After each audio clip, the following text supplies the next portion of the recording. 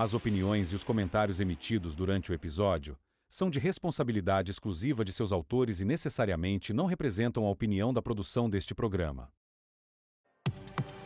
Está começando agora o Crosscast, o podcast da Cruz. A teologia da cruz ao alcance de todos. A apresentação, Pastor Carlos Elias de Souza Santos. Produção, Ministério de Comunicação da Primeira Igreja Batista de Campo Grande, Rio de Janeiro.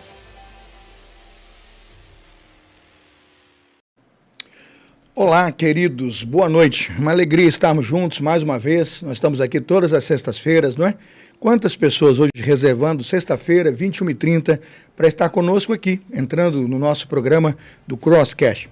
Chegamos, irmãos, com muita alegria, com muita gratidão a Deus, no episódio 45, em plena sexta-feira 13. Hoje não é sexta-feira 13 dos horrores, ao contrário. Hoje é uma sexta-feira para nós muito abençoada, muito bíblica, muito santa, não é? E nós vamos procurar, humildemente, tratar de assuntos que muitas vezes nós também não entendemos, não compreendemos. Há coisas que estão tão distantes da nossa limitação como pastor.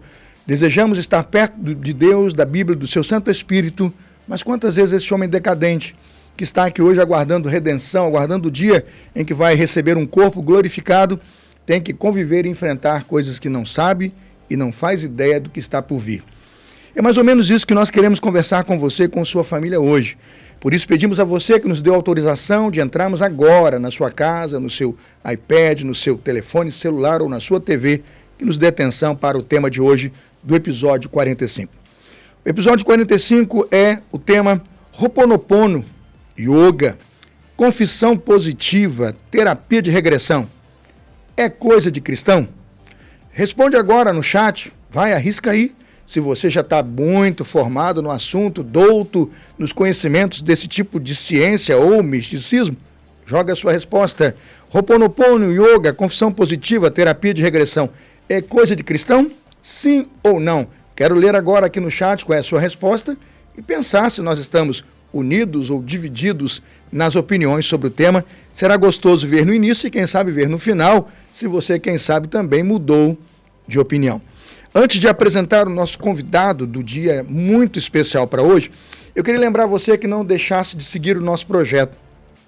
Esse projeto conta com a sua adesão, conta com a sua divulgação para que nós possamos chegar um pouco mais longe com a mensagem da cruz que daqui pretendemos pregar.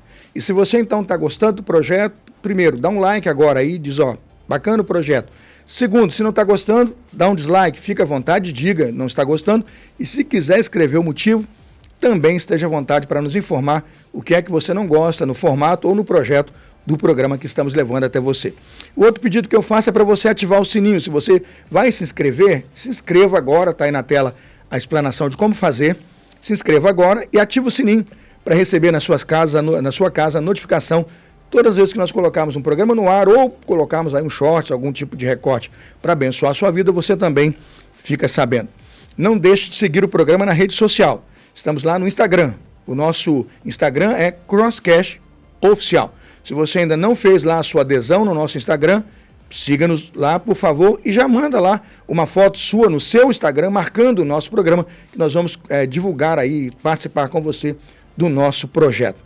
Um pedido também para você que vai participar hoje é que se você tem uma pergunta ou uma dúvida bem significativa sobre o tema, digita no chat que nós podemos interagir com você e tentar ajudá-lo, indicando um livro, indicando um blog, indicando um pastor ou um especialista do tema, quem sabe que você está desejoso de perguntar.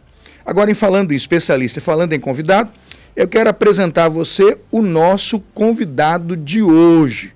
O nosso convidado de hoje é o pastor Cláudio Barroso.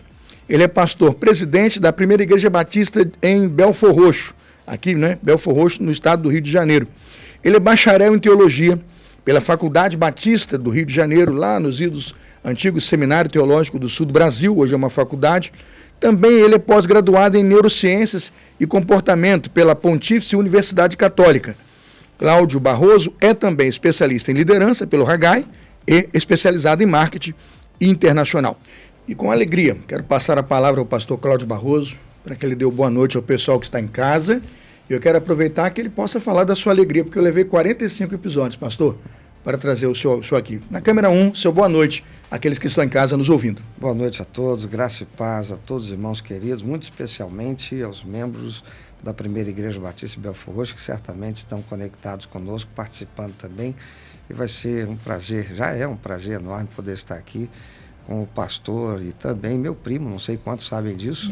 Acho que a maioria não sabe. Uma relação familiar. Graças a Deus. Muito gostosa, intensa e histórica. Eu louvo a Deus pela oportunidade de estar aqui.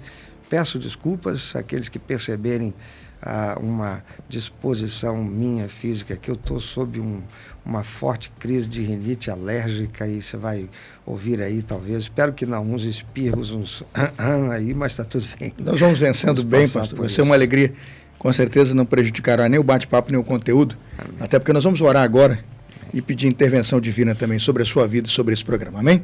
Nós vamos orar e pedir a bênção do Senhor.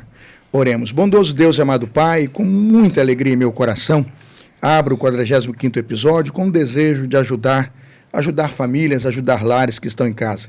Que esse programa não seja para ninguém um embaraço ou um laço de confusão, mas que ele seja tão somente e humildemente uma busca sincera por conhecermos mais a sua palavra, por buscarmos mais a sua palavra e por encontrarmos verdades muito preciosas e muito poderosas para reafirmarmos a fé, a doutrina e o santo evangelho que do Senhor recebemos. Abençoe o pastor Cláudio Barroso, no seu estado de saúde, quando vem ao programa apresentando um quadro de bastante avanço na sua rinite, mas eu tenho certeza que teu Espírito Santo há de conduzi-lo, há de sustentá-lo, como também hoje um mensageiro da sua palavra. Se oramos em nome de Jesus. Amém. Nós vamos abrir o programa, pastor Cláudio, olhando um pouquinho a opinião das ruas, e a nossa equipe de reportagem, nossa produtora do programa, Carol Coplin, que é também uma das nossas repórteres aqui nas horas de folga, ela foi às ruas, foi ao templo e procurou a opinião de alguns irmãos. Vamos ouvir então, neste momento, o que pensam, não é isso? Alguns irmãos sobre o programa. Intervalo 1, por favor. O tema debatido hoje no Crosscast, a gente quer saber das pessoas. Será que yoga, confissão positiva, terapia de regressão é coisa de cristão? Sandra, o Crosscast quer saber, na sua opinião, yoga, terapia de confissão, terapia de regressão, é coisa de cristão? Olha, se é coisa de cristão, de fato, eu não sei lhe dizer, mas a gente precisa colocar algumas coisas nos seus lugares. O que realmente é terapia, o que é exercício e o que realmente edifica a vida do homem. Eu acho que o caminho é por aí. Bem, a minha opinião, Daisy, esses assuntos assim, se eu estiver interessada, eu vou pesquisar, vou estudar a Bíblia, vou procurar artigos, pastores, para ver se aquilo ali está condizente com a palavra de Deus. A minha experiência com yoga não foi boa. Eu não me senti bem e fui pesquisar alguma coisa que eu não concordei. Terapia de regressão é coisa de cristão? Na minha opinião, não. Isso não é coisa de cristão, porque regressar à vida, que vida? Você só recebe o fôlego de vida na concepção, e uma vez só, e para sempre, até você ser levado aos céus. Alberto, o Crosscast quer saber, confissão positiva é coisa de cristão? Bom, no ponto de vista espiritual, ele até não seria, né? Porque a Bíblia fala que para não se dar a vir repetições. Porém, em alguma necessidade de terapêutica, pode ser que tenha uma certa efetividade. Então, são dois lados que precisam ser muito bem pesados e muito bem conscientes no que fazer, onde é o tratamento e onde começa algum outro problema espiritual. Terapia de regressão é coisa de crente? Na minha opinião, não, porque em Jesus nós temos vida nova, então o que passou ficou para trás. Rosenberg, o Crosscast quer saber, confissão afirmativa, terapia de regressão é coisa de cristão? Claramente não. E ainda mais, indico aos irmãos que acreditam nessas coisas, estudar um pouco mais com relação à Bíblia, pesquisar sobre essas afirmações que estão tendo no dia a dia e até mesmo buscar uma ajuda de pessoas que têm uma opinião mais firmada, até mesmo de pastores, sobre esses temas, para você ficar embasado e até mesmo saber lidar melhor com esses assuntos que outras pessoas venham a falar com você. Terapia de regressão é coisa de cristão? Olha, eu sinceramente não conheço, né?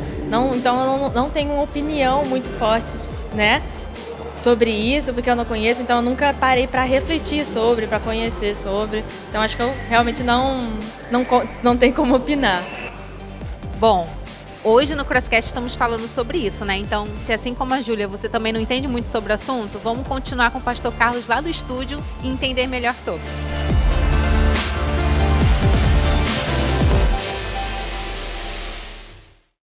E o assunto é realmente intenso. Pelo que eu vi do vídeo ali, tem um pessoal muito consciente, né? Pessoal consciente, tem para si. É importante lembrar, é a minha opinião, eles estão afirmando isso, nenhum deles colocou nenhum tipo de base bíblica, foi a um texto, né? É minha opinião, é a minha interpretação e a minha visão.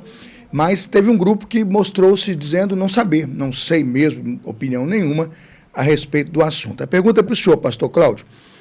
Ho'oponopono, yoga, confissão positiva, terapia de regressão, o que pode ser considerado ciência e o que é considerado misticismo nessas práticas que colocamos hoje como tema e pergunta do programa? Está com o senhor aí a pergunta. Eu vou aproveitar o gancho das primeira e última participações ali da entrevista. Vou começar pela última.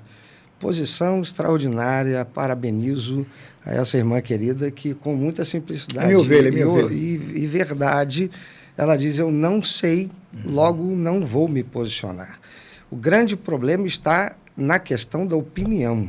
Eu costumo ensinar sempre que achismo não é ciência. Não sendo ciência, é melhor guardar para mim até que se torne alguma coisa que eu possa discutir com propriedade. E a primeira participação foi uma irmã que ela disse que, em meu entendimento aqui, você precisa separar aquilo que é errado, aquilo que está errado.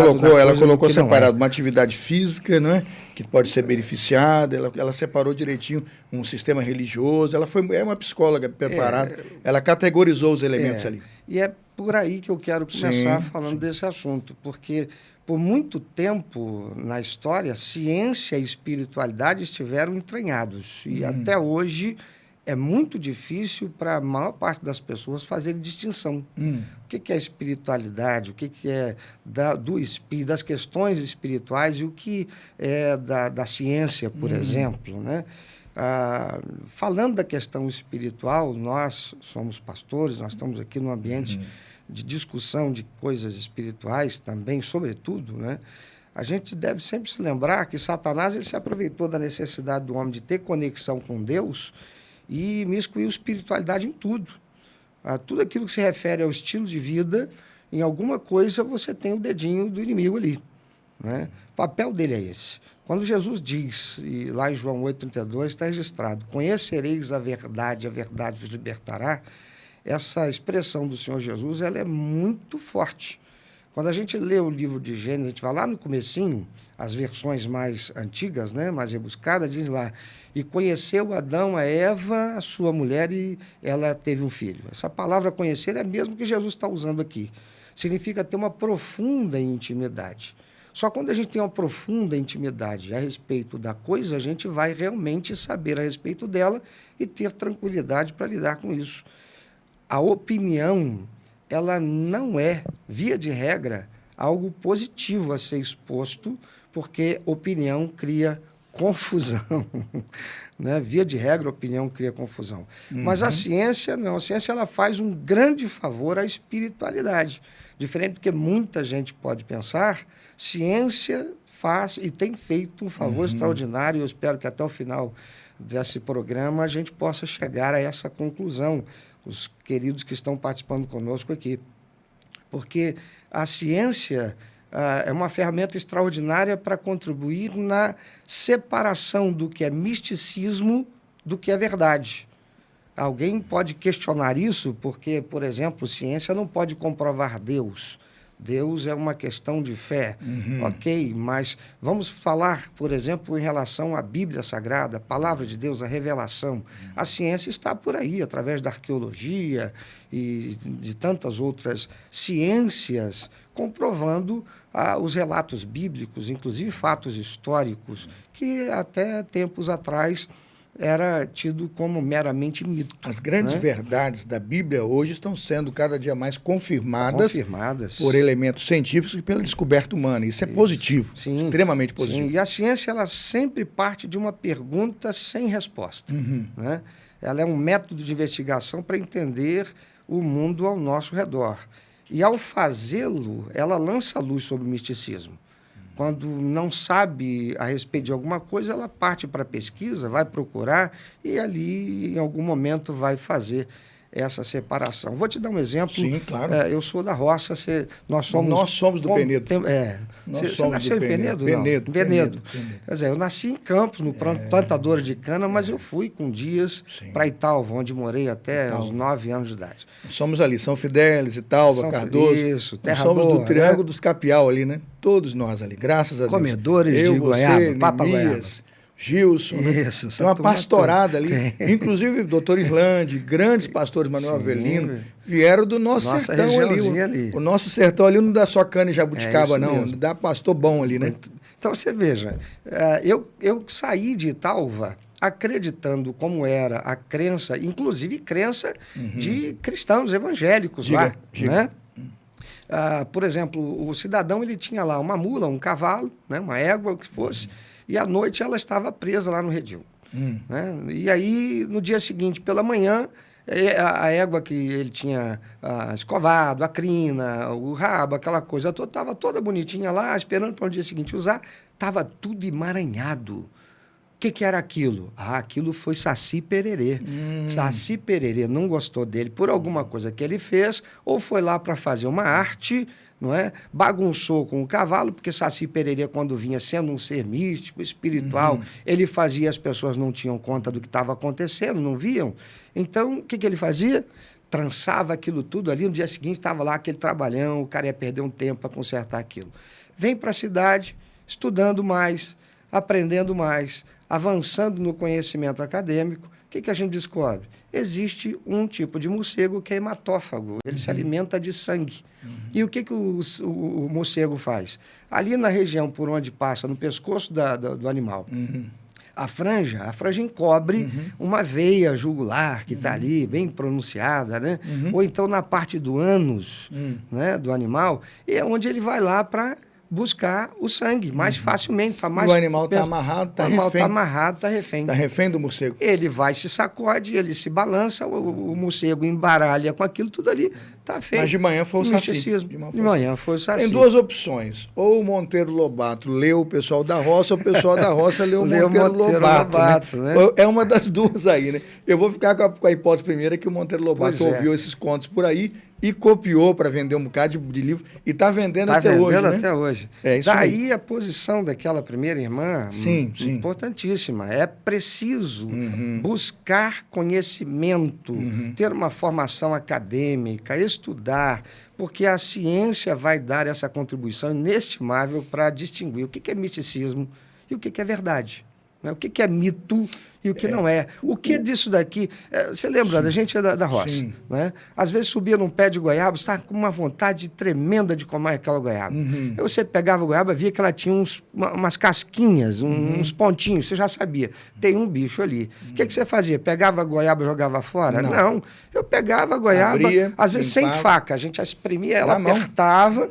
arrancava aquele pedaço, isso não presta. Elimina deixa eu comer, é isso daí. E então, é saudável, fruto gostoso. Porque se fosse ruim, o bicho não entrava, não. Exatamente. O bicho quer coisa boa também. Exatamente. E aí, pastor, tem algo muito sério que a gente vê Satanás fazendo ao longo da história.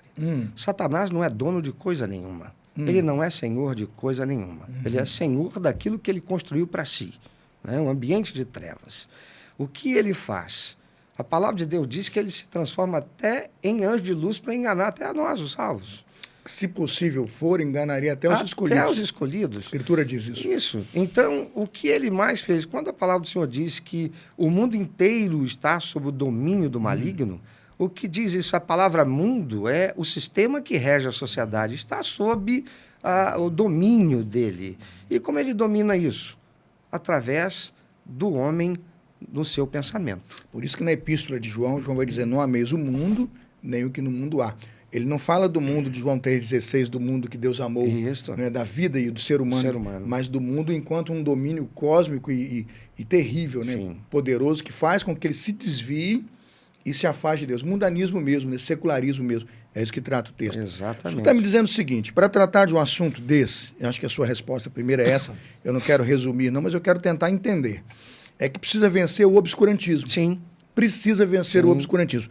Uma resposta dada no obscurantismo será somente sua opinião e muitas vezes tende ao fracasso, porque você não reúne informações suficientes para discernir o que pode ser um mito, uma lenda, uma coisa, né, um misticismo, e o que pode ser um fato científico extremamente proveitoso e produtivo para o bem de alguém, não é? Como, por exemplo, uma boa fisioterapia e boas ciências que restauram pessoas, né? Exatamente. Uma fisioterapia extremamente... E aqui não está no assunto, eu estou dizendo que a fisioterapia, por ser uma ciência, trabalha lá o músculo do indivíduo, daqui a pouco o indivíduo que estava de cadeira está andando.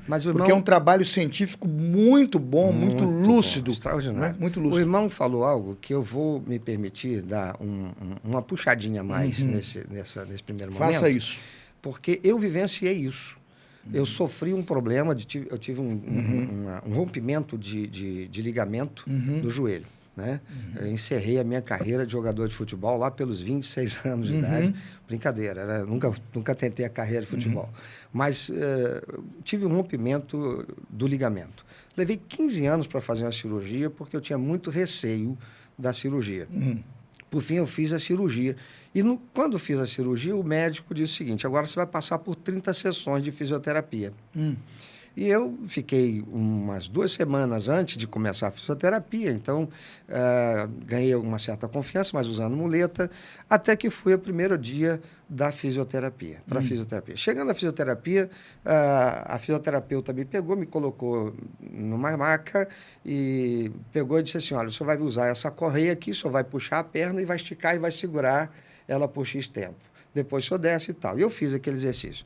Depois ela pegou uma bolinha desse tamaninho, quase o tamanho dessa cobertura do microfone aqui, colocou sob o meu joelho e disse: agora o senhor vai forçar essa bolinha para baixo por 15 vezes. E assim eu fiz.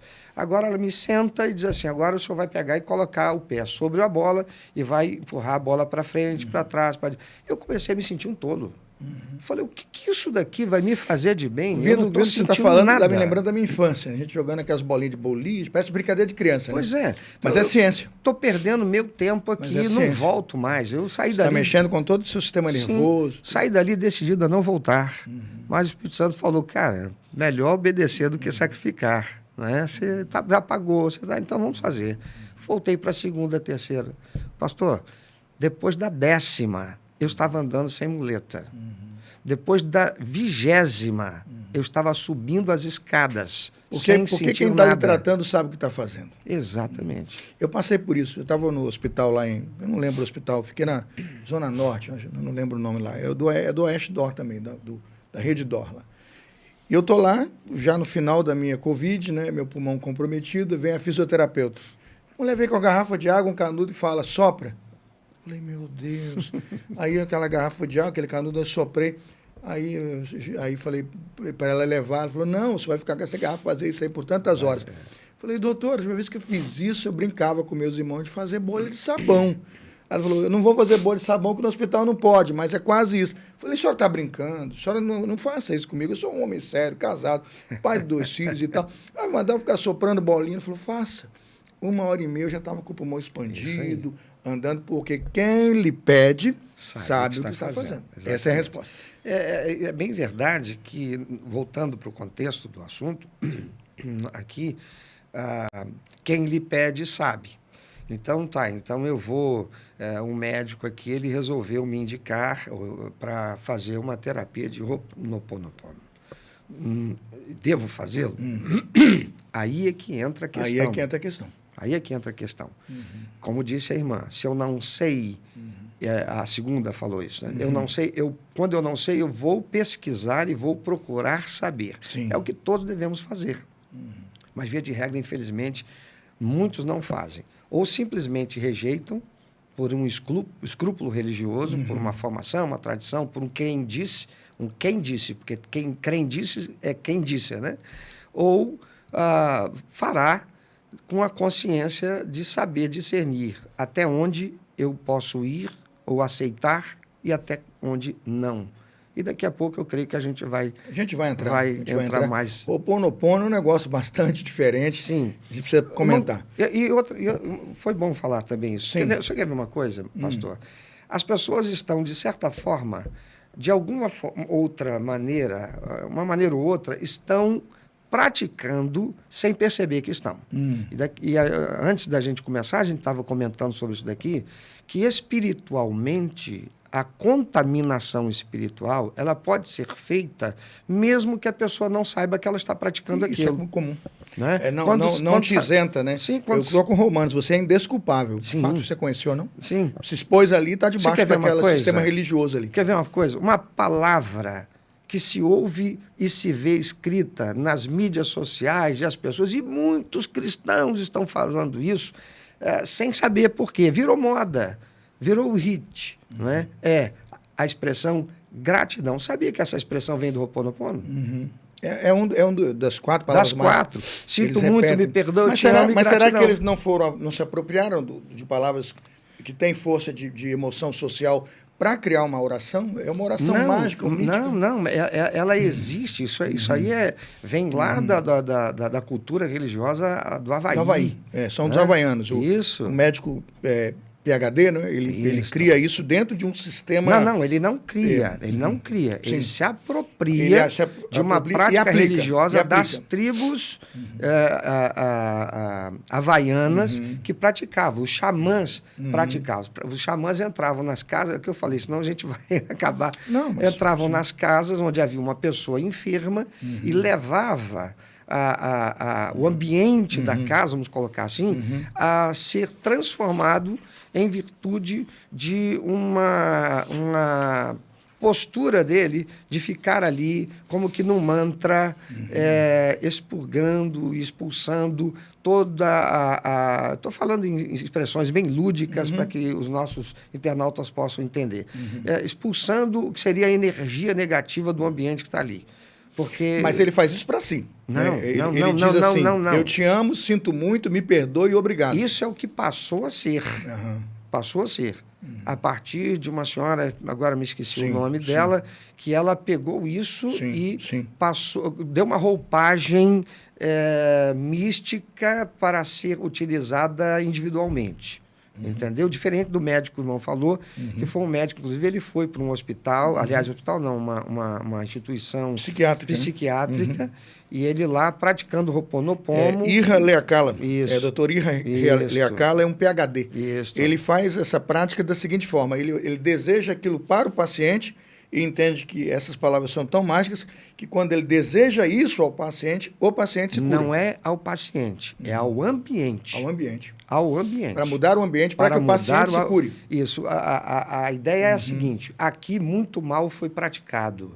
Aqui muito mal foi concentrado. Então o mal está presente nesse lugar.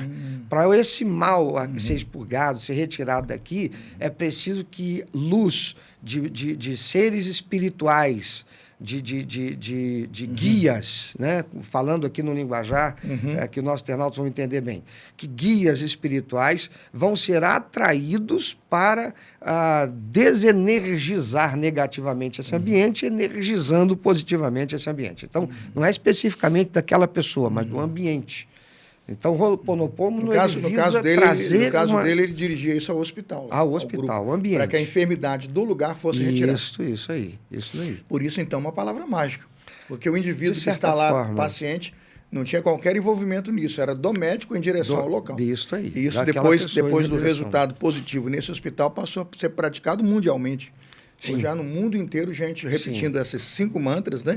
Eu te amo, sinto muito, me perdoe, obrigado. Repetindo isso infinitamente em casas, lares, hospitais, desejando que no ambiente as coisas mudem para a cura do paciente. Na realidade, não é desejando, é buscando atrair a ação desses guias espirituais que vão proporcionar isso àquele ambiente. É um sistema religioso. De alguma forma, bem aprofundado. Pastor, olha, vem a pergunta aqui dos nossos ouvintes, e eu quero voltar para 2006. Em 2006, o Ministério da Saúde instituiu a Política Nacional de Práticas Integrativas e complementares no Sistema Único de Saúde, aqui no Brasil. Sim. Eles incluem 5 novas práticas, dentre elas, naquela época foi colocada a homeopatia e a medicina tradicional chinesa. Até ali ninguém viu nada, ninguém se incomodou, eu percebi que estava tranquilo. Me parecem práticas consolidadas. Homeopatia é uma prática consolidada, boa medicação, medicina chinesa é consolidada com bons remédios, boa Mas que medicação. também sofreu muito escrúpulo. Sim, mas... Sobretudo cristão evangélico. Mas né? percebamos que não houve tantos gritos, não. Agora, veja, 2017, a portaria 849, de 23 de março de 2017, colocaram 14 práticas. 14 práticas. Eles colocam a arte-terapia, a Ayurveda, né, ou Ayurvédica, vai depender aí no português, né? Eles colocam biodança, dança circular, meditação, colocam musicoterapia, bacana, muito bom por sinal. Tem a naturopatia, osteopatia, quiropraxia, reflexoterapia, reiki, Shantala, aí começa a ficar estranho. Terapia comunitária integrativa e yoga. Né? Diretamente do sistema do movimento hindu. Pastor, aí vem. Se o SUS coloca como prática aceitável no Sistema Único de Saúde Pública, o SUS colocou lá, então vem um profissional de saúde, atende o cristão vai se expor ao pecado ou não, se aceita receber algum tipo de tratamento hoje, defendido e praticado no Sistema Único de Saúde. Esse pessoal quer saber. Ele foi lá, dentro de uma UPA, dentro de uma unidade, recebeu uma indicação, foi fazer desses 14 procedimentos, aí descobriu, porque o pastor dele então disse agora, é pecado, meu irmão, isso aí é um sistema budista, é um sistema hinduísta, está invocando um outro Deus, está invocando Deus nenhum, está pregando a ausência de um Deus cósmico, pueril, não pessoal. Como é que o cara faz? Essa é uma pergunta que o senhor deve ajudar o ouvinte. Tem gente aí já sem cabelo por conta disso. Mas eu acredito que vai arrumar um jeito desse cabelo crescer já. Em nome de Jesus. Bom, primeira coisa, eu respondo inicialmente a pergunta com o depende. Se será pecado ou não. Na verdade, eu não gostaria de abordar como pecado, mas se estará dando permissão e legalidade a seres espirituais da maldade passarem a agir na vida que vem dele daquele ou sistema, não. Que vem daquele sistema religioso. Isso aí. Né? Vai depender. Depender de quê? De quem está praticando e como está praticando. Isso por quê? Bom, primeiro deixa eu falar um pouquinho sobre essa portaria 971 de 2006. Porque o Ministério da Saúde, ele passou a ter a seguinte postura. Tudo que for oriundo da cultura popular, está no site deles, tudo que for oriundo da cultura popular, considerado como recurso terapêutico, capaz de incentivar o desenvolvimento comunitário, solidariedade, a participação social e bem-estar à pessoa, deve ser incorporado ao Sistema Único de Saúde, sendo declarada como ramo da medicina alternativa para prevenir e tratar as doenças. A gente vê isso, eu vejo isso de uma forma positiva. Eu vejo como uma forma positiva. Uma das coisas positivas, por exemplo, pastor, o irmão deve ter enfrentado isso, eu enfrentei muitas vezes. Eu, como pastor, no início do meu ministério, várias vezes eu tive dificuldade para entrar no hospital para dar assistência a uma pessoa que estava doente. Fui barrado no hospital e fui impedido de entrar, embora a lei diga que eu, o irmão, como, segundo diz a lei, sacerdote, né, o representante, líder de uma religião, tem plena liberdade de acesso a esses ambientes para dar assistência. Eu fui barrado várias vezes por uma questão de escrúpulo. Né? E não, senhor pastor, numa tribo indígena, o índio ficou doente, chama logo o pajé para fazer uma oração, uma reza. Na nossa cultura, o cara está doente, isola o pastor. Exatamente. Quer dizer, você perceber que fala que algumas tribos estão mais evoluídas, né? Para que haja um cuidado emocional, emotivo, afetivo, espiritual. Às vezes no hospital hoje se baniu, né? A presença. Mas quem pratica esse tipo de atitude não é a direção do hospital. A direção do hospital sabe que tem que fazer, mas não dá treinamento para os funcionários saberem. E os funcionários, eles vêm cada um com a sua opinião a respeito da coisa. Né? Se eu gosto ou não, se eu gosto ou não, eu não sou dessa crença, eu sou dessa religião. Quero combater essa crença, cria dificuldade. Exatamente. Então, já de algum tempo, e a neurociência ela tem sido uma ciência extraordinária, ou as neurociências, né? Tem sido extraordinário em contribuir para cada vez mais melhorar a condição de bem-estar sobretudo dos que estão enfermos ou passando por algum tipo de limitação na sua saúde, seja psíquica, ou seja emocional, ou seja física mesmo, né? Mas aqui, dando seguimento aqui nessa questão, o que a gente vê é que muitos desses casos são misticismo. É misticismo. E aí funciona pelo princípio, e aí entra o porquê dessa portaria, o porquê dessa abertura, até por força de lei, para o tratamento dos enfermos, é que a ciência de muito tempo já sabe e utiliza o princípio do placebo, que induz um impacto real e mensurável no cérebro e no corpo. Ou seja, o paciente, ele acredita que, diante daquilo que ele está recebendo, então, seja uma reza, um passe, seja um toque, seja um mantra, seja o que for, ele acredita que aquilo ali vai fazer bem para ele. Isso já induz, psiquicamente, uma força, um exercício do seu sistema nervoso no corpo para predispor a todo o tratamento científico que ele está recebendo, a medicação, o tratamento, que vai contribuir para o bem-estar e o restabelecimento da saúde dele. Irmão, está entendendo? Eu tive um caso, por exemplo, de um irmão, ele contraiu uma enfermidade grave. E essa enfermidade foi meio como Jó, deixou o corpo dele cheio de chagas. Cheio de chagas. Ele ficou extremamente abatido. E abatido, ele acabou tendo que voltar para o hospital e receber tratamentos em virtude de que a saúde dele, assim, degringolou terrivelmente. Ele acabou indo parar no CTI. E ele estava no CTI e eu ainda não tinha ido visitá-lo. E eu fui orar por ele. E orando por ele, o Espírito Santo me fez saber que o que estava acontecendo é que ele tinha desejado a morte. E eu fui lá visitá-lo. E quando cheguei lá, para visitá-lo, ele estava no CTI, o médico, eu sempre procuro conversar primeiro com o médico virou para mim e falou assim: pastor, veja o que o senhor pode fazer, porque nós já fizemos tudo o que era possível. Ele está morrendo e ele vai morrer. Cientificamente tinha se esgotado tudo, clinicamente. Toda a medicação, todo o tratamento, tudo certinho, mas nada está surtindo efeito. Ele vai acabar morrendo. Então, veja o que o senhor pode dar de assistência a ele ali nesse momento. Eu cheguei para conversar com ele, depois de cumprimentá-lo e tal, virei para ele e perguntei para ele assim: você recebeu Jesus mesmo como teu único, eterno, suficiente Salvador? Ele disse: sim, pastor. Você tem certeza da sua salvação? Eu falei: tenho. Por quê? Porque Jesus morreu na cruz, eu sou pecador, reconheci, confessei e fiz uma aliança recebendo como meu Salvador e Senhor da minha vida. Eu disse para ele: mas você vai para o inferno. Ele arregalou o olho. Ele falou assim: como assim, pastor? O senhor sempre disse que o senhor nunca vai dizer quem vai e quem não vai para o inferno. Eu falei: mas hoje eu estou dizendo, você vai para o inferno. Eu falei: por que eu vou para o inferno, pastor?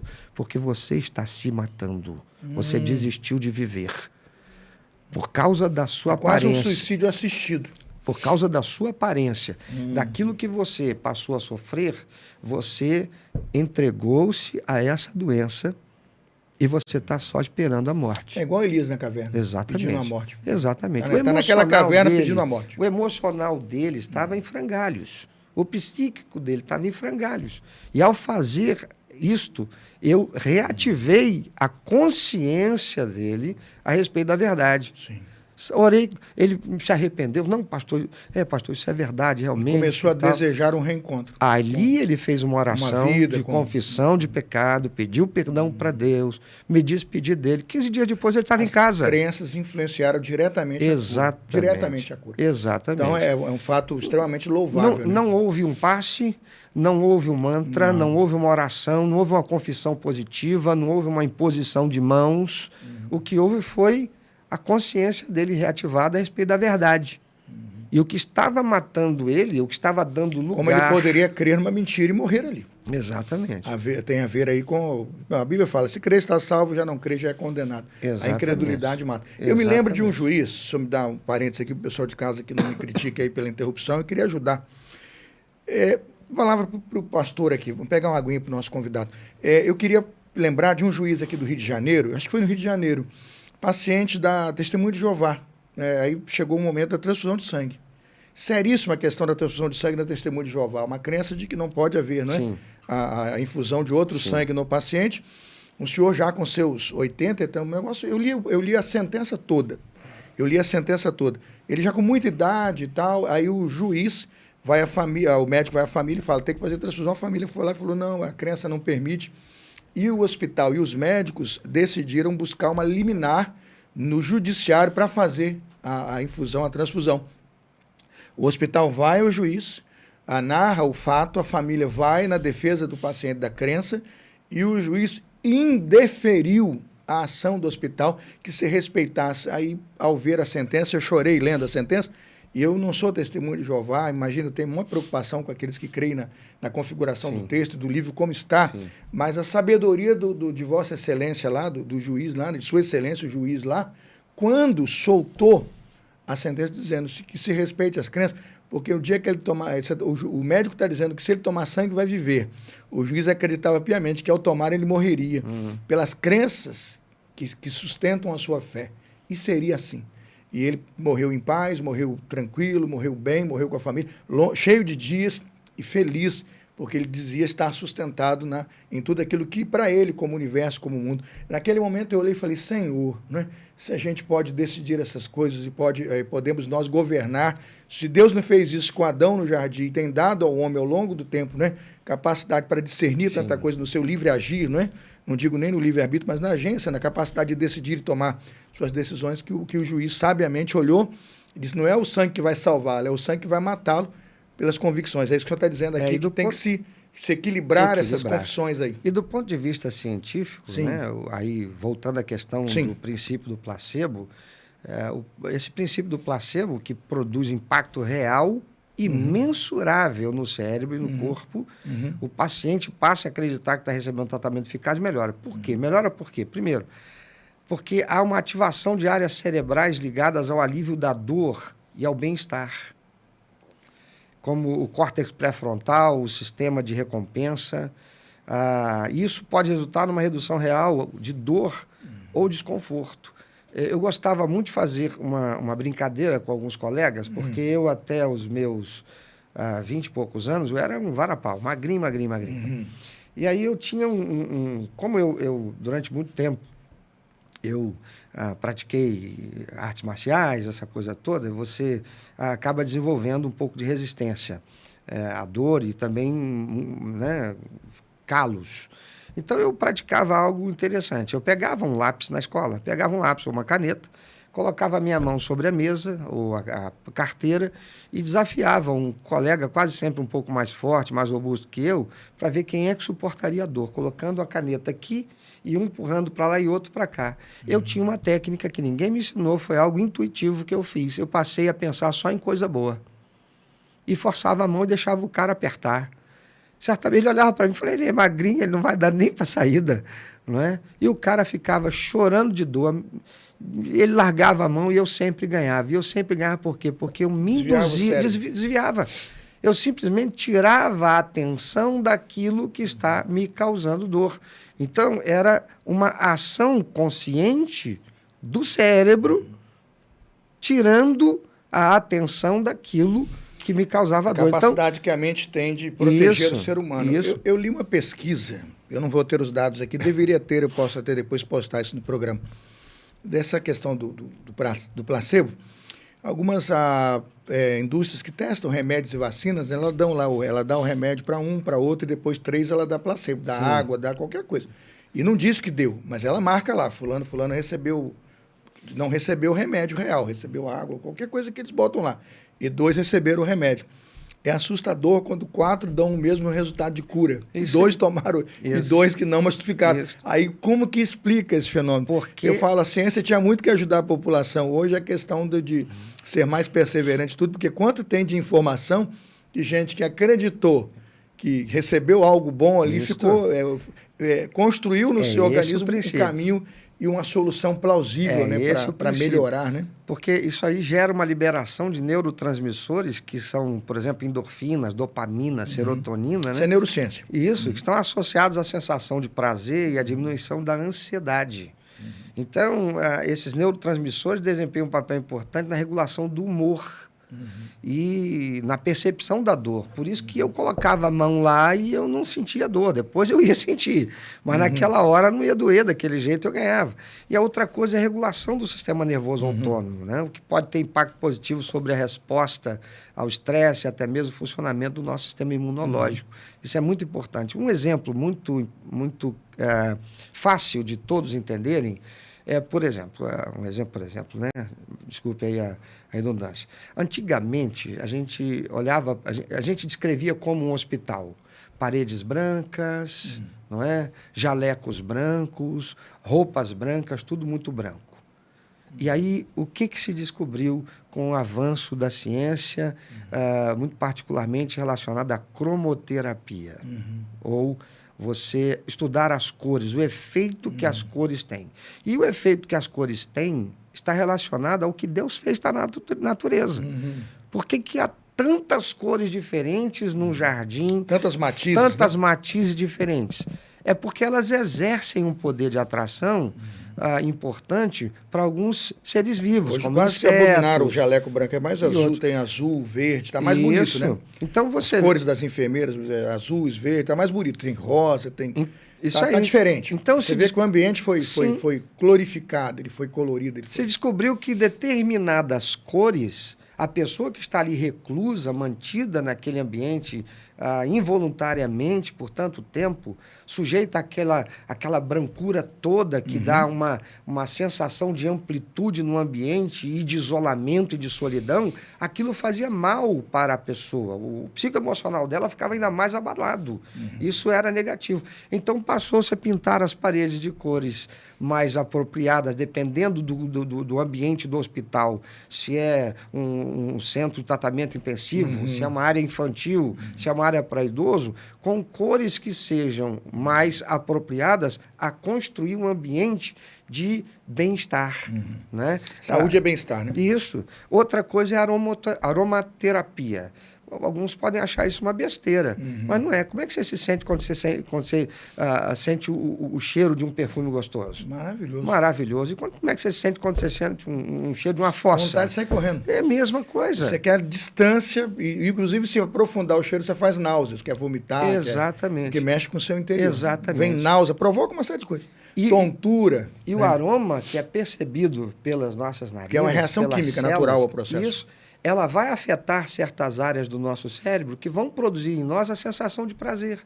E é isso que a gente precisa. É isso que um paciente, quando ele está passando por um quadro de enfermidade, ele precisa para contribuir para que a medicação faça um efeito positivo, ou a totalidade do efeito. O que o senhor está dizendo é que se for científico, com boa base científica, que ajude a terapia e cura, deve ser aceitável. Sim. Mais ou menos isso. Agora, vamos pensar aqui, pastor.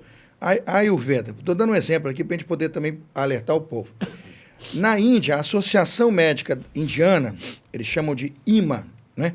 A Associação Médica Indiana. Na Índia, no site deles, www.ima-india.org, eles dizem, cuidado com a Ayurveda. É charlatanismo. Os médicos estão dizendo. Então, é preciso ter cuidado. Há questões que a ciência está consolidando, e eu quero valorizar isso, e há questões que a própria ciência está contestando. Aí você vai dizer, não, mas tem cientistas defendendo e tem cientistas acusando. Ok, então vamos dizer, há uma casa dividida. O cristão tem que ter cuidado, porque charlatanismo é perigoso, vai dar problema. Eu dou outro exemplo, a yoga. A yoga, por exemplo, se ela está enraizada no hinduísmo, que prega que tudo no universo é divino. É um exemplo. Por exemplo, se ela prega que ela prega que a identidade do indivíduo é individual e que a identidade individual do indivíduo, é uma ilusão. Ele não tem identidade individual, é uma ilusão. E nega a existência de um único Deus e pessoal, ou seja, que a natureza é Deus e não existe um Deus pessoal. Participar de um ritual deste, é extremamente maléfico à fé cristã. Sim. O exercício, então, pode ser praticado, pode ser aceitado, se descobrir como fazer o exercício desvinculado ao modelo hinduísta, Perfeito. É para o seu físico. Agora, se o mantra é invocado, se o hinduísmo é levantado, se a visão lá do personal é realmente de que sua identidade individual é uma ilusão, que não existe um Deus pessoal e verdadeiro, isso vai comprometer a sua fé imediatamente. Eu não tenho dúvida que isso vai afetar. O que é preciso fazer é praticar o princípio da hermenêutica. Um texto fora do contexto vira pretexto para praticar a heresia. Eu estive na Índia, fiquei 15 dias lá dando treinamento de liderança para pastores e líderes de igrejas evangélicas. Eu me lembro, você comentou quando eu preguei lá. E foi assim uma experiência riquíssima para mim. Única. Sobretudo porque eu comi pimenta no café da manhã, almoço e janta, e não passei mal nos 15 dias. Sai pegando fogo, né? É séria a coisa lá. Uma coisa que a gente precisa pontuar é o seguinte, eu não sei, não fiz essa pesquisa que o irmão fez. Sim. Depois eu pedi para o irmão compartilhar. Eu fiz no site. Mas agora veja, a Índia é o seguinte, a Índia é um caldeirão. A Índia é um caldeirão. A Índia, tudo, absolutamente tudo lá é religioso. Tudo. Você não tem adoro o rio, adoro a vaca, adoro o rato. Tudo. Você tem elefante, você tem todo tipo. Ciência, o hinduísmo é um negócio. Tudo. Da ciência, a política, tudo lá o misticismo vai estar em tudo que se faz. Um olho, um terceiro olho, terceira visão, e aí vai. E existe uma guerra entre hindus e muçulmanos. Uma guerra, eles disputam. E budistas. Sim. Tá? Então, budistas e hindus não se bicam. Budistas e hindus e muçulmanos não se bicam. Hindus e muçulmanos não se bicam. Então, são as 3 principais religiões lá que não se bicam. Então, por que desta colocação, por exemplo, está aí no site do governo? Possivelmente seja uma questão religiosa conectada com a política. Eu não saberia dizer. Para usar a palavra charlatão, envolve dinheiro, né? Mas aí... É terrível. Aí eu não digo mais por uma questão do charlatanismo, porque lá na Índia, dificilmente você vai ouvir falar nisso. Tudo lá é espiritualizado, absolutamente tudo. Tá? Você não anda 50 metros sem você encontrar em qualquer rua. Você não anda 50 metros sem você encontrar o que eles chamam de templo. Templo para nós aqui é um prédio grande. Templo para eles lá pode ser algo desse tamaninho aqui, com uma imagem ou com alguma coisinha ali. Você não dá 50 passos. Ser reverenciado, né? Exatamente. E é uma coisa é um ambiente extremamente pesado. Então, eu quero crer que isso aí tenha muito mais relação com o contexto de política do que meramente Até que se esclareça tudo isso, vai envolver sempre, né? Sim. Ora a questão de Estado, que é política, ora a questão da igreja, que é religiosa. Né? Agora, isso vai ser sempre um debate, e é nesse processo que eu acho que o cristão tem que estar muito operoso, muito lúcido de quais são os valores que ele crê, qual é a hermenêutica que ele tem na Bíblia para exercitar a sua fé e para se proteger, né? E se resguardar desse tipo de Isso. Agora, voltando para a questão, né, da pergunta... eu disse inicialmente, depende. Eu comecei assim a minha resposta. Sim. Depende. Depende do quê? Quem é que está praticando? Porque hoje em dia, por exemplo... Não só quem pratica, né? Quem é que está conduzindo. Sim. Por exemplo, a acupuntura. A acupuntura é algo que foi, durante muito tempo, rejeitado veementemente por toda e qualquer corrente evangélica. De qualquer lugar do mundo. Evangélica. Levou muitos anos para se aceitar isso. Você falava estava debaixo de um preconceito terrível. Sim, você falava em acupuntura, você pensava num cara de olhinho puxado, pelezinha meio amarelada. Que já é preconceituoso. Com uma imagem de Buda ou de alguma outra coisa lá, religioso. Né? Hoje você sabe que isso é uma ciência. É uma ciência. O que acontece é que a ciência, como eu disse lá no princípio, para esses países de onde elas vêm, elas estão entranhadas com a espiritualidade. Então, o que é preciso fazer? Distinguir o que é ciência do que é espiritualidade. Tira a espiritualidade, fica com aquilo que é o positivo e benéfico para a saúde nossa. É direção de Deus, é bênção de Deus. Coisas que Deus nos deu, como ciência, conhecimento. Você quer ver uma coisa? Você deve ter vivido isso. Né? Eu estou com 60 anos, e aqui já declarei minha idade. Eu, quando criança, quando nós lá em Itaúva, a gente tinha problema de rouquidão, tosse, aquela coisa toda, você sabe com o que a gente era tratado por vovó? Eu não sei você. A vovó pegava uma colher de açúcar cristal, porque a gente não conhecia açúcar refinado, pegava a lamparina, que a gente não tinha energia elétrica. Queimava embaixo. Não. pingava gotinhas de querosene e dava pra gente chupar. Você faz isso hoje com uma criança? Açúcar? No açúcar? Você faz isso hoje com a criança? Meus filhos não são carne. Não, você vai preso se você fizer isso. Está envenenando a criança. Você está envenenando a criança. É claro que o querosene hoje não é a mesma coisa, nem o álcool, nem a gasolina, enfim. Mas naquele tempo se fazia isso. O açúcar, sim, compreendo bem. Fazia. Era o açúcar com querosenezinho. Para gerar algum tipo de... Passava a tosse. Logo passava a tosse e a gente dormia. Você entendeu? Aquela rouquidão, aquela coisa. Você entendeu? Agora, se alguém pegasse e insuflado, influenciado por um espírito imundo que colocou na mente da pessoa que aquilo ali vem de uma influência ou uma entidade deu essa luz, ou foi aquela imagem daquela entidade que vem do pai, que vem do avô, que vem não sei o quê, isso foi orientação daquele espírito. O povo logo correria disso. Pronto, acabou. Já associou o espiritual e é uma coisa tão somente do elemento da cultura. Exatamente. Ali das cidades, da cultura, do povo que tem. Exatamente. E até porque não tem medicação. É isso. No meu quintal lá, você pegava a folha de boldo, né? Boldo, batia o boldozinho na água e tomava. Aí era bom porque era amargoso. É igual mertiolate. Saião com leite. Curava porque ardia, né? Saião com leite. Você deve ter tomado muito também? Muito. Não é? Agora, isso aqui a gente tomava lá em Talva. Ninguém de nós tinha um contexto, um viés espiritual.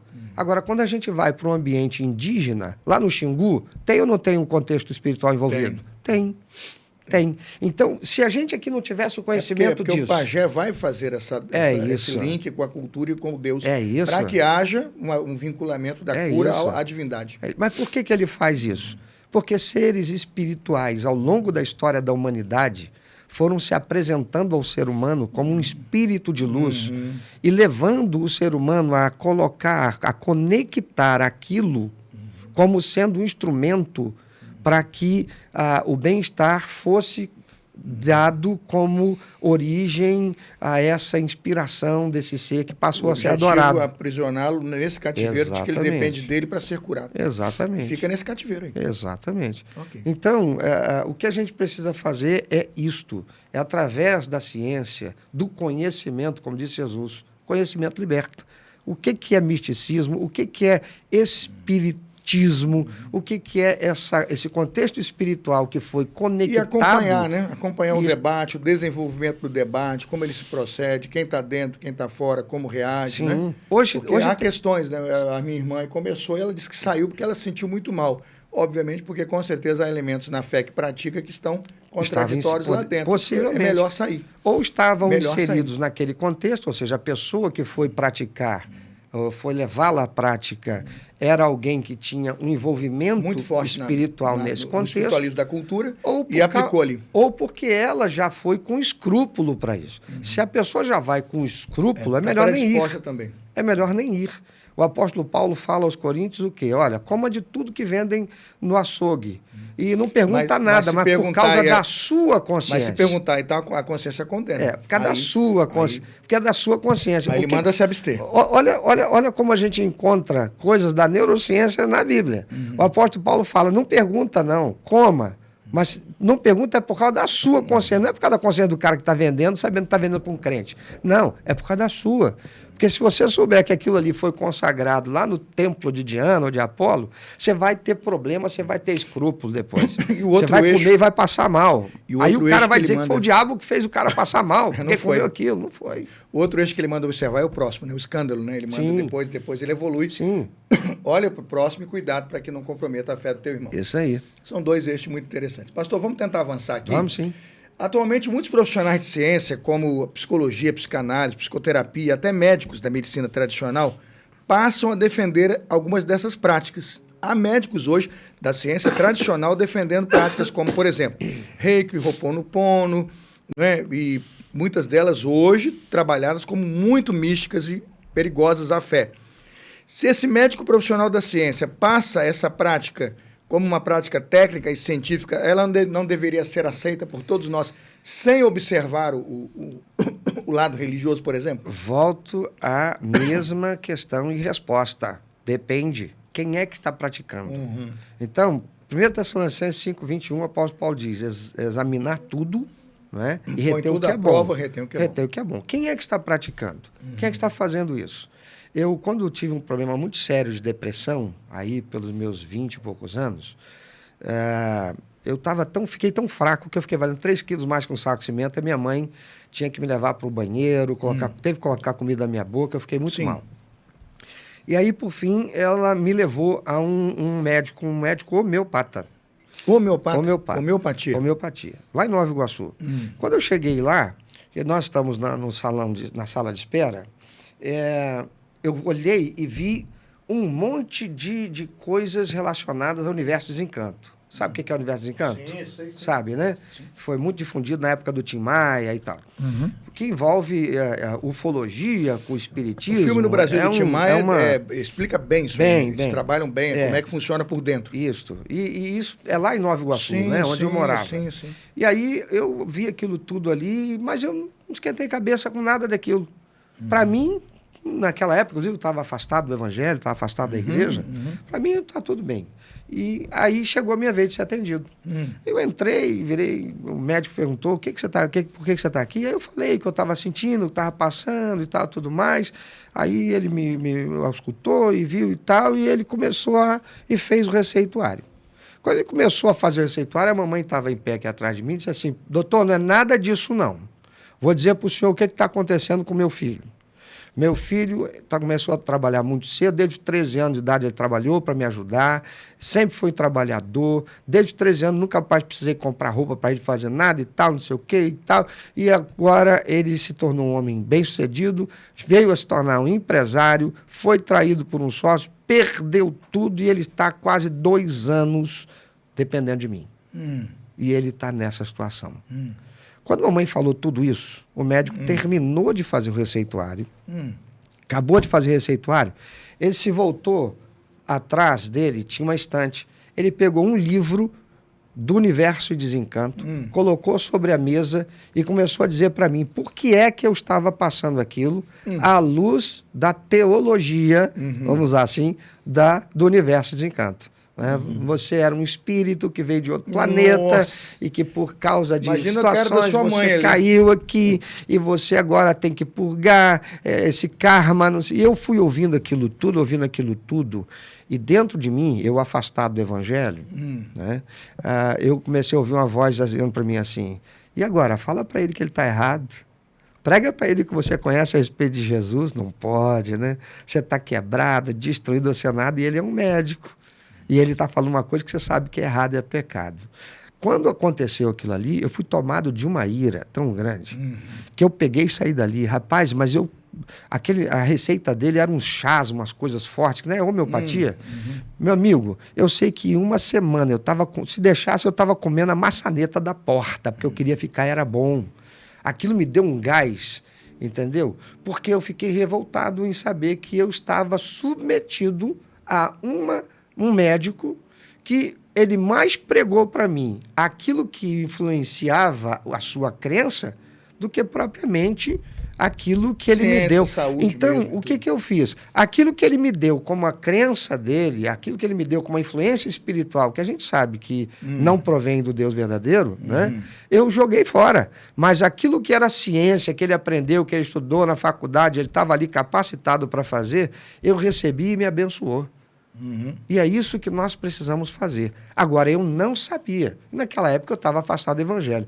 Agora, se eu sou um cristão, vou a um médico, o médico vai, um psiquiatra, e ele vai recomendar, olha, você precisa fazer terapia, psicoterapia, alguma coisa assim, eu vou recomendar a você também aqui um reiki. Peraí.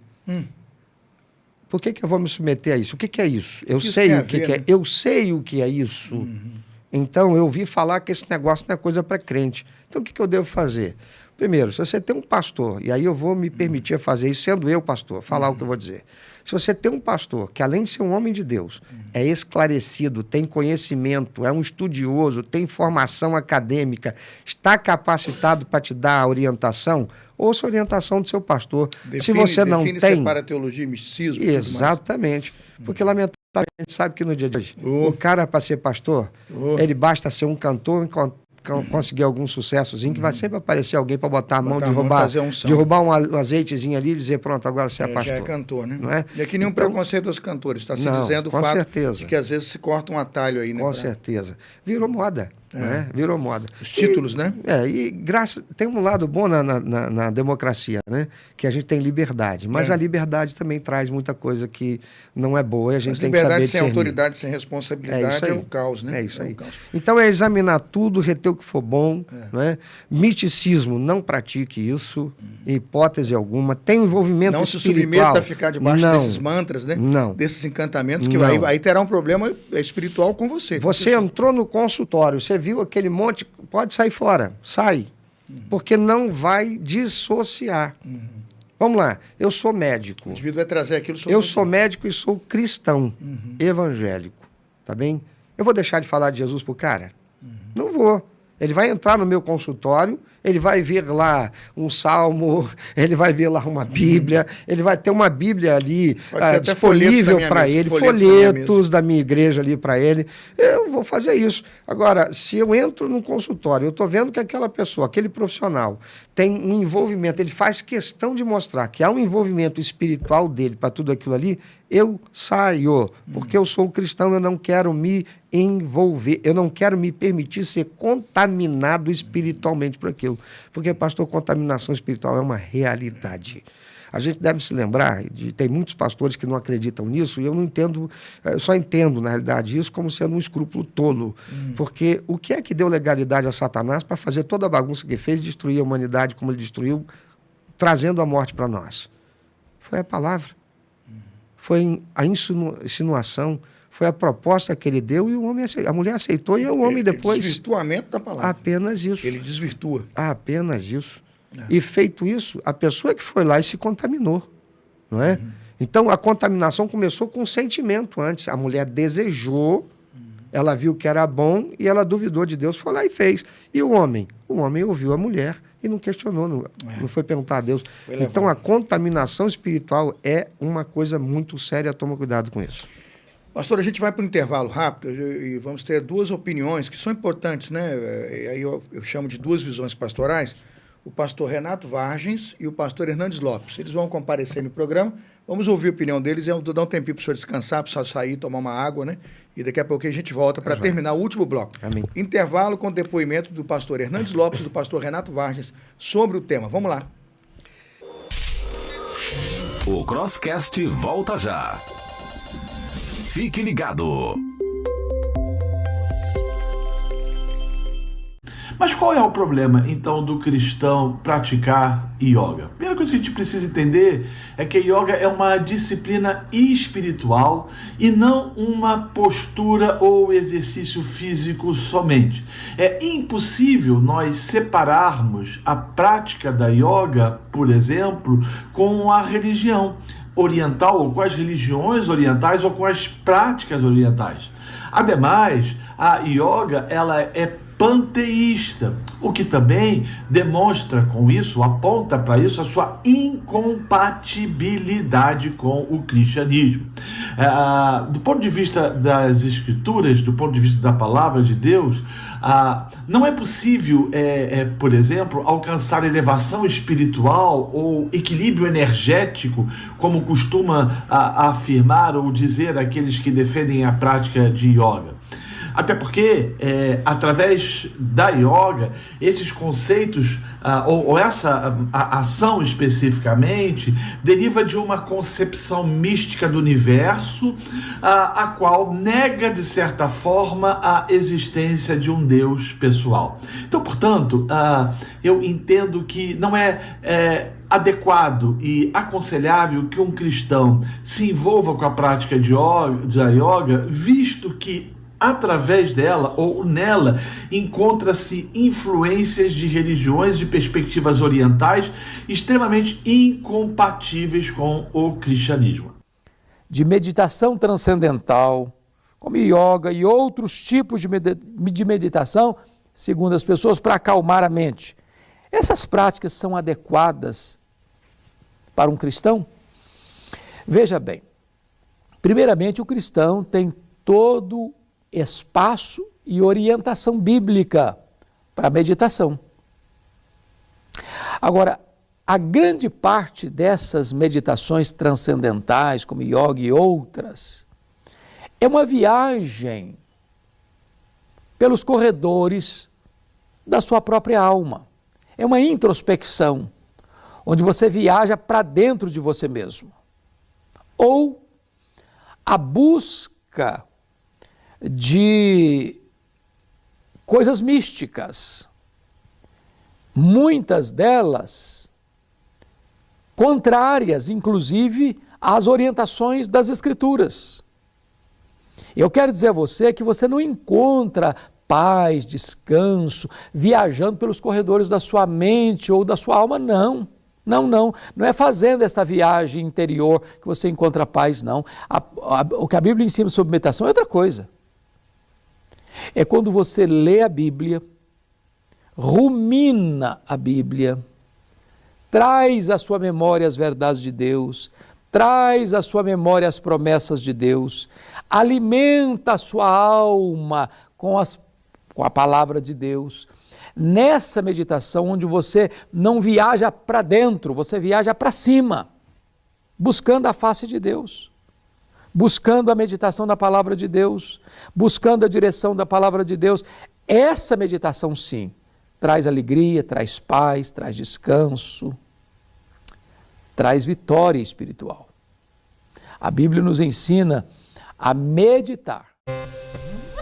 Estamos de volta com o Crosscast. A apresentação, Pastor Carlos Elias.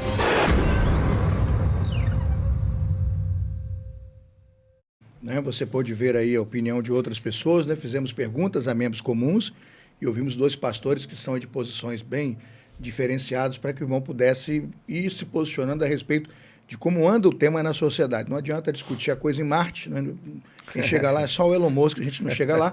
Então vamos discutir aqui no chão da Terra, na vida real e na prática é isso que tem para os irmãos. Vamos fazer 2 perguntas no final do último bloco, o pastor Cláudio vai comentar um pouquinho. A gente não falou muito, terapia de regressão.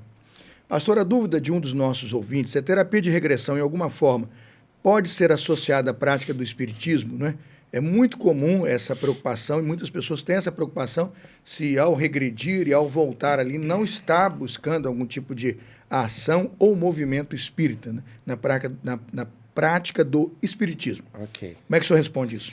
Bom, depende.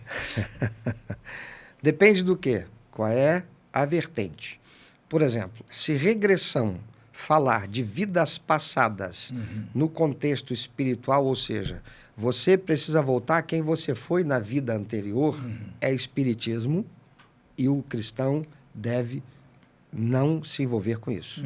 Então, se eu vou procurar, por exemplo... Pode envolver até consulta aos mortos e coisas do tipo, se eu vou... Ocultismo. Se eu vou... É um ocultismo, é espiritismo.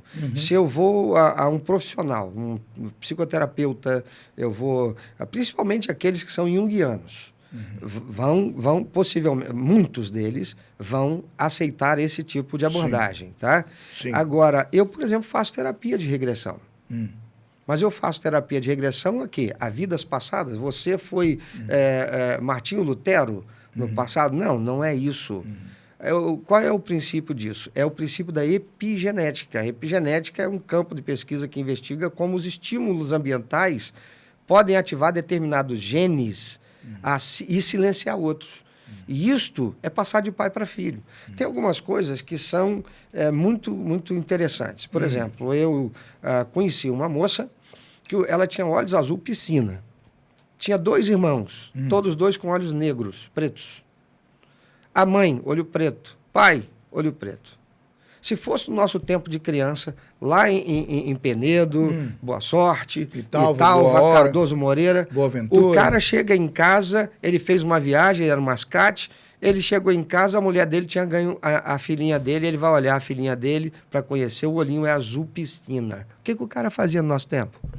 Matava a mulher para lavar a honra. Era ou não era? Misericórdia, não lembro, não, traumatizei. Eu devo ter esquecido. Não, isso aconteceu muito. Misericórdia. Aconteceu. Eu lembro de quando criança, na minha rua, teve uma situação. Na minha rua, não, na rua teve uma situação dessa. Qual era a questão ali? É que o avô dessa menina tinha um olho azul piscina. A gente pulou. Só que isso é uma questão genética, tá bom? Pulou. Aquela referência que foi transmitida do avô para a filha, E na filha não se manifestou, mas manifestou em uma das filhas, dos filhos dela, que foi a menina. Não foi nem nenhum dos outros 2 meninos. Isso é genético, tá certo? Agora, a questão epigenética, ela está relacionada com estímulos ambientais.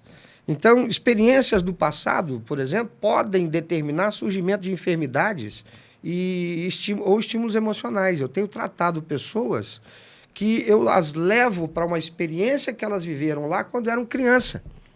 E algumas delas nem se lembravam daquela experiência. Mas quando conduzidas, e aqui não acontece nada de hipnose, não faço hipnose, nada disso.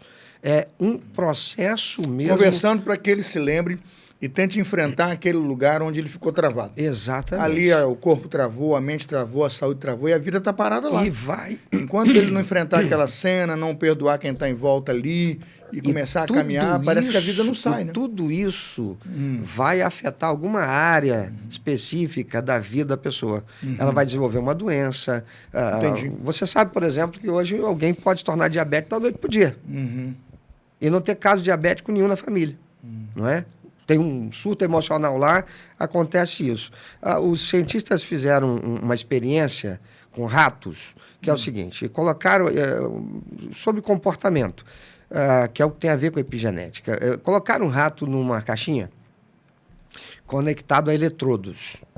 E do lado de fora colocavam um odor chamado cetofenona, que é o odor de frutas, quando elas começam, que atrai o rato, né? Frutas que vão começando a deteriorar, só exala aquele odor. Quando o ratinho ele sentia o odor da cetofenona, ele recebia uma descarga elétrica, ele tomava um choque. Toda vez que colocavam aquele aroma e o ratinho sentia, ele tomava um choque. Depois de um tempo, descobriu-se que aquele ratinho, tiraram o choque, e colocavam o cheirinho o cheiro de acetofenona. O rato entrava em desespero. Por quê? Ele foi levado a um condicionamento.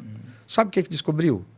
Que a primeira geração dele, a segunda geração dele, a terceira geração dele, todos eles, quando submetidos ao cheiro de cetofenona, quando submetidos ao cheiro de cetofenona, eles ficavam desesperados, sem nunca ter recebido uma descarga elétrica. Emocional. E aí, quando foram fazer análise do corpo dele, descobriram que ele desenvolveu alguns neurônios a mais no focinho e também nos testículos. Então, ele passou isso para os filhos. Ele não passou, isso não foi uma coisa genética alterada, não houve uma alteração genética, mas houve, por aquele condicionamento, uma informação epigenética. É mais ou menos como se fossem disjuntores ou interruptores que existem na cadeia genética, que, quando ligados ou desligados, vão levar o ser humano ou o animal à propensão a desenvolver um determinado comportamento. Você está entendendo? Ou uma enfermidade, por exemplo. Ele vai ativar um gene ou vai silenciar aquele gene. E isto é muito sério. E na terapia de regressão, o que é que eu faço? Eu levo o paciente a retornar à experiência traumática e ajudá-lo a ressignificar aquilo. E ele melhora. 10, e muitos casos se tornam aquela situação, saudáveis. Sai de lá e nunca mais vai voltar naquele lugar. Acabou. Então, isso aí... Há uma citação na carta, no livro de Apocalipse, é muito poderosa. A gente precisa pensar que tem muita coisa com o espiritual. A carta de Éfeso. Lembra do lugar onde caiu?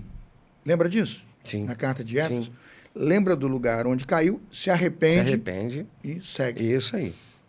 Está nisso aí. Eu acho que é nessa ideia que o senhor está me dizendo. Nós estamos falando de uma procura pelas vidas passadas, pela voltar quantas vidas vivemos. Esse é o ponto de vista. Isso é um espiritismo de consulta aos mortos, totalmente agoureiros aí. Isso a Bíblia vai condenar. Tá. Mas voltar no lugar onde caiu e se arrepender é saudável. Esse é o primeiro ponto da regressão. Agora, a palavra de Deus diz assim: Deus visita a maldade dos pais nos filhos até a terceira e quarta geração daqueles que me aborrecem. Né? Eu visito, diz o Senhor. Né? E abençoo até 1000 gerações daqueles que me amam e me obedecem.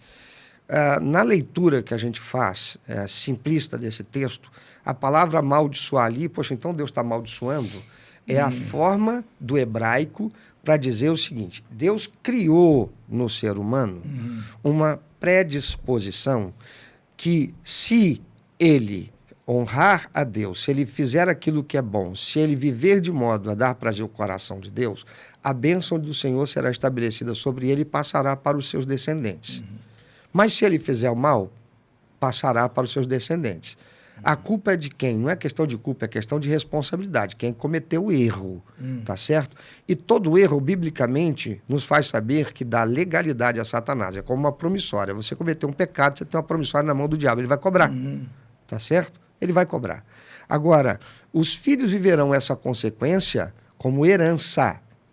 Mas eu te pergunto, e isso é espiritual, eu creio piamente nisso e tenho lidado com isso, mas não é regredir a você na vida passada sua, na sua encarnação passada, mas regredir você na sua história de vida passada. Ou seja, o que aconteceu com seus pais? Como foi que eles procederam na vida deles? Que atitudes eles tomaram espiritualmente falando que podem ter provocado a você uma herança espiritual que você recebeu? Porque herança eu posso querer para mim ou não, concorda? Se o juiz chegar para mim, um advogado chegar para mim, só seu pai morreu, seu tio morreu e deixou uma herança para você. Se eu não quiser, deixou lá um Fusca caído, todo ferrado, que eu, para receber, vou jogar ele num canto, vai me atrapalhar, eu não quero aquilo. Aquilo não serve para mim. Agora, se for uma coisa que vai me abençoar, eu quero. Só que muitas pessoas trazem consigo essas heranças espirituais. Por que heranças espirituais? Porque, como eu disse lá no princípio do nosso bate-papo aqui, o espiritual está intrinsecamente ligado à nossa vida em relação a tudo que a gente faz.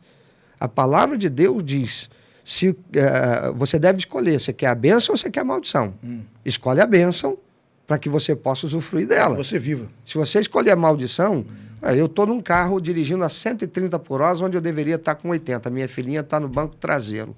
Eu bato e eu morro, e ela fica tetraplégica. O que eu deixei para ela? A herança da minha atitude errada, do meu desrespeito à lei, né? Do meu desvario. Uma conta bem puxada ali na hora. Espiritualmente é assim. Tanto é assim que nós todos, o conceito de maldição hereditária, por exemplo, que o pentecostalismo trouxe, o neopentecostalismo trouxe, ele é equivocado. Eu tenho, inclusive, um livro que eu escrevi, chamado Você Precisa de Libertação, já está esgotado, hoje ele está apenas disponível na Hotmart como e-book, e esgotou, possivelmente ele vai fazer nova edição, onde eu trato de questões como essa. A maldição hereditária, eu creio piamente na existência dela, não como o pentecostal crê, o neopentecostal crê. A maldição hereditária, ela é tão verdadeira que eu e você estamos aqui, vamos morrer. Vamos morrer por quê? Porque os nossos primeiros pais pecaram. E o pecado traz morte. Depravação total. Nós estamos debaixo da depravação total. Exatamente. Nós estamos debaixo do salário do pecado. Então, não é só dizendo. Não é isso aí, mas não é só a morte, porque, meus pais Adão e Eva pecaram, eu vou morrer por causa deles, a doença, isso e aquilo tudo. O salário do pecado é a morte, o dom gratuito é a vida eterna. A palavra de Deus diz que o mundo inteiro está sob o domínio do maligno. O mundo é o sistema que rege a sociedade. Meus pais estiveram, hipoteticamente, meus pais estiveram debaixo desse sistema e obedeceram esse sistema. Eles deram a espíritos imundos autoridade sobre a vida deles. Ora, se o espírito imundo tem autoridade sobre a vida do homem, tem autoridade sobre tudo que é do homem. E os filhos pertencem a nós. Aquele diante de quem você se curva faz dele seu Senhor. Acabou. Se você se curvar, a Bíblia diz isso. Se curvar diante dele, fez dele seu Senhor. Isso. E um ser humano, quando nasce, vem a esse mundo, debaixo de uma herança espiritual como essa, o espírito imundo que agiu sobre aquela vida dos pais vai interferir e influenciar essa criança, para que ela nunca chegue ao conhecimento da palavra do Senhor e a graça salvadora em Cristo Jesus. O movimento novo que pode acontecer é a nova posição em Cristo. Esse indivíduo se reconcilia com Cristo para nascer de novo. Acabou. Se alguém está em Cristo, nova criatura é, as coisas velhas já passaram. É uma obra de reconciliação que Cristo fez na cruz para tirar essa dívida com o diabo, né, que está... Né, é o único que pode quitar. E aí daí para frente, o perdão absoluto. Acabou. Né, 2 Coríntios 5. A doutrina da reconciliação, da justificação pela fé, é o caminho para o novo nascimento e para quebrar essa cadeia maldição de quem está debaixo do pecado. Isso aí. É isso? É isso aí. Pastor, a gente quer agradecer muito ao senhor, o horário avançou muito, o pessoal que está em casa tem compromisso, amanhã tem que trabalhar. Eu queria só que o senhor fechasse a última palavra, é sobre essa questão do mindfulness, né? O mindfulness é o conceito de atenção plena. O que o ouvinte pergunta, a gente fecha aqui, muitas pessoas acusam-se entre si afirmando que essa coisa de ficar meditando esvaziadamente é coisa tão somente de religião oriental. A pergunta é, quem pratica mindfulness dá brecha para espíritos imundos e se isso é verdade? Terminamos aqui a sua última resposta. Se é mindfulness, não está dando lugar a espírito imundo. Porque mindfulness, como hoje nós temos, é uma prática terapêutica extraordinária que tem abençoado muita gente e eu pratico. Inclusive, eu tenho formação em mindfulness pela PUC mesmo. Né?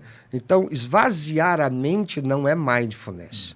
Esvaziar a mente é uma prática da yoga. Da yoga com a vertente espiritual oriental. É o hinduísmo. Tá certo?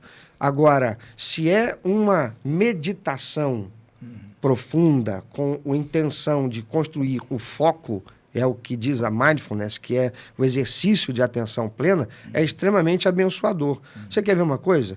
Muita gente, eu já vivi isso, certamente você e tantos outros cristãos. Chegam na igreja, a gente vem com os problemas, as situações e a cabeça da gente, por mais que a gente esteja no culto ali, nossa cabeça ainda está lá, não é isso? Aí a gente entra, cumprimenta o irmão, aquela coisa, e senta e a gente vai cantar.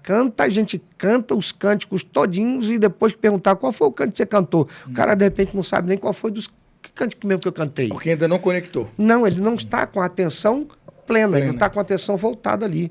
Então, o que ele deve fazer, o cristão? Isso é uma orientação aqui pastoral. Quando você entrar no templo, primeira coisa que você faz, não cumprimenta ninguém, não. Dobra o teu joelho, ou senta na cadeira e... seja reverente. Não, nem ora, nem ora. Respira. Entendi. E solta devagar. Respira, inspira. E solta devagar. Faça isso umas 10 vezes, ouvindo o som da sua respiração, ouvindo o batimento cardíaco, sentindo o seu corpo. O que você está fazendo? Você está tirando a atenção de tudo que você veio carregando na sua mente até ali para ouvir o que vai ser dito. E você está, nesse contexto, falando, esvaziando a sua mente daquilo que você veio pensando. Para que, a partir dali, se você vai orar, você consegue uma conexão com Deus que você não conseguiria de outro jeito. Você vai louvar ao Senhor em espírito, em verdade, conscientemente, culto racional que você vai dar a Deus.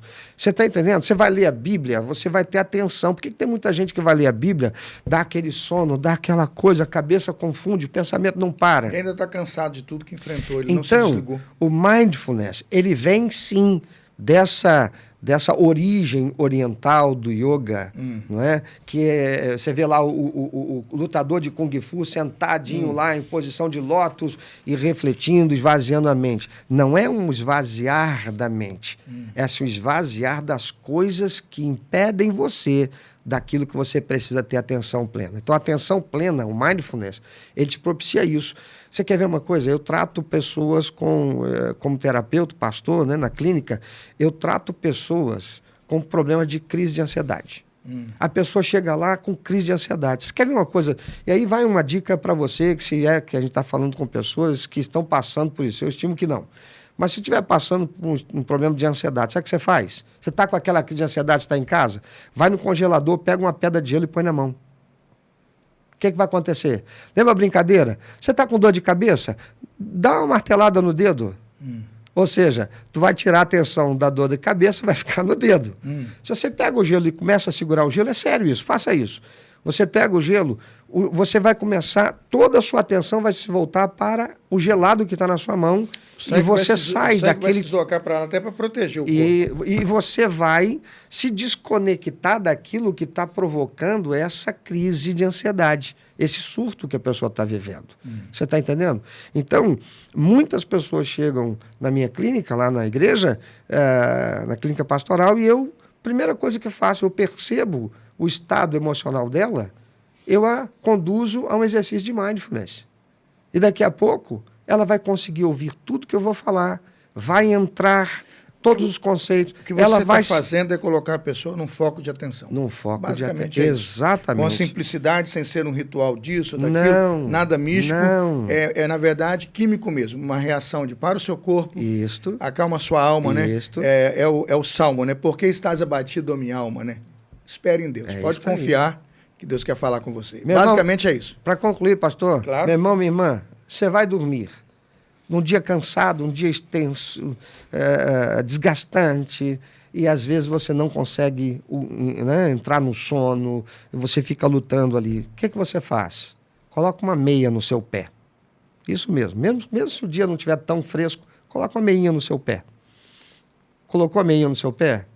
Faz um chazinho. Eu não gosto de chazinho. Tá tudo bem, só não beba café. E o que mais você faz? Senta na cama, em posição confortável, com as mãos sobre as coxas, olhe fixamente num ponto e inspire e expire desse jeito. Faça biquinho para o ar sair fazendo barulho. Sem pressão, sem força.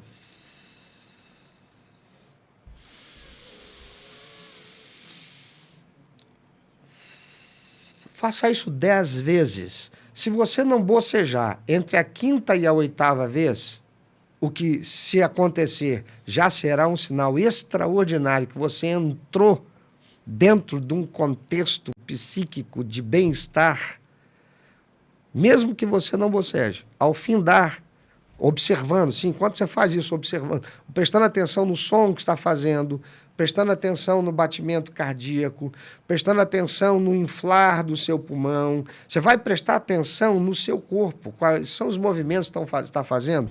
Quando você terminar com isso, faça a sua oraçãozinha.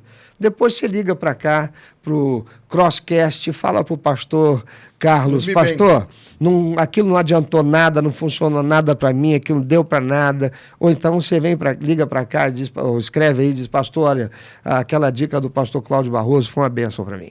Dormi bem. Está no Salmo, deitei, dormi e acordei, porque o Senhor me sustentou. Pastor Cláudio, eu quero agradecer ao senhor aqui em nome da nossa equipe, pelo poder estar conosco. Num dia que o senhor está com rinite aguda, pegou um trânsito pressão violento, baixando, né? Mas o senhor tempo vai mudar, pastor. Demonstrar aí o seu trabalho. Eu queria agradecer com o comentário expositivo da Vida Nova, né? J. Daniels Reis, né? Material fantástico da editora Vida Nova. É um comentário bíblico para o irmão ser ajudado aí nas produções, né? Do sermão, na exegese do texto. Jeremias e Lamentações de Jeremias. Tem muito a ver com o que tratamos aqui, não é? As Lamentações, então, dá para ler e refletir bastante. Jeremias e Lamentações, comentário expositivo, J. Daniels Reis. Por favor, né? Pense nisso. Quando você for numa livraria, procure consultar material bom para a produção científica. Presente da Vida Nova para o pastor Sérgio, pastor. Muito obrigado. Pastor Cláudio Barroso, muito obrigado do Sérgio da Vida Nova. Eu queria que o senhor, em um minuto, desse uma boa noite, pessoal, despedindo aí, agradecendo. Nós vamos terminar o programa de hoje com a sua palavra de boa noite e gratidão. Um minuto para encerrar. Eu agradeço muito, pastor, o privilégio, a honra de poder estar aqui, uma alegria enorme. Há muitos anos conhecendo a PIB de Campo Grande, nunca tive a oportunidade de estar aqui, da igreja, e você que reside aqui perto, vem cá e vem ser abençoado aqui por esse homem de Deus. É uma alegria para mim, que Deus abençoe você, a sua casa, e eu quero concluir com essa frase: conhecer a verdade liberta. Estude, volte para a escola, vá para a faculdade, pesquise e seja alguém que tem sede da verdade. Sobretudo, leia a Bíblia Sagrada. Deus te abençoe. O obscurantismo não é um bom lugar para estar, não é? Não. O obscurantismo não é um bom lugar para estar. Agradecendo ao pastor Cláudio, a equipe que produziu hoje o trabalho, quero agradecer a Cauane, Carol Copland, Claudeni, que vieram para o estúdio hoje certificar um apoio bom para a gente fazer um bom programa. E eu quero convidar você para sexta-feira que vem. Pessoal, setembro terminando, sexta-feira que vem será dia 20 de setembro, nós vamos para o episódio 46. 45 foi para conta, já foi. Semana que vem, episódio 46. Qual é o tema? Liderança. É a sua especialidade do Haggai, né? Liderança. A pergunta do nosso ouvinte é: liderança é domínio ou serviço? Liderança é domínio e poder ou é servir ao próximo através da sua liderança? Quem vai responder a pergunta da nossa audiência é o pastor e doutor Pedro Veiga. Ele é professor do Seminário Teológico Batista do Sul do Brasil e da Junta de Missões Nacionais, o pastor aqui, inclusive, Jardim Clarice, pertinho de nós. Ele vai estar aqui sexta-feira que vem. Não perca o próximo episódio 46, Liderança, Domínio ou Serviço. O programa de hoje terminou. Tchau para você, tchau para sua casa, tchau para toda a audiência. Até semana que vem. Letrinha subindo, programa terminando. Tchau.